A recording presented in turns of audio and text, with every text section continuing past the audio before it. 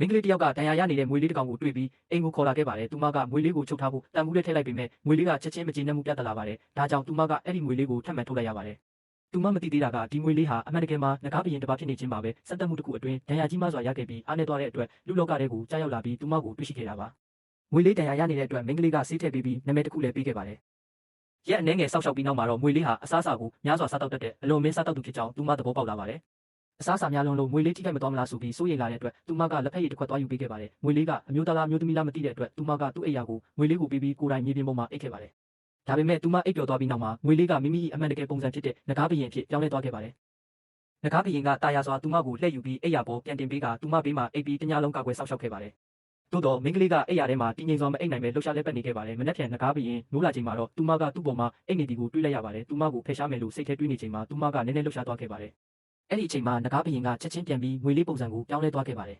။မင်းကလေးကမျက်စိဖွင့်လာချိန်မှာတော့အလွန်အံ့အားသင့်သွားခဲ့ပါတယ်။သူမတေချာမှတ်မိတာကမိမိဟာမြေပြင်ပေါ်မှာအိတ်ခဲ့တာပါ။ဒါပေမဲ့ဘလို့ကြောင့်အိယာပေါ်ပြန်ရောက်နေပါတလဲဆိုတာမသိနိုင်ခဲ့ပါဘူး။ဒါပေမဲ့မကြာခင်မှာသူမသိလိုက်တာကဒီတညအိတ်ချိန်ဟာသူမဘဝအတွက်အလွန်အေးချမ်းပြီးအေးရေးကောင်းဆုံးညတစ်ညဖြစ်ခဲ့တာပါပဲ။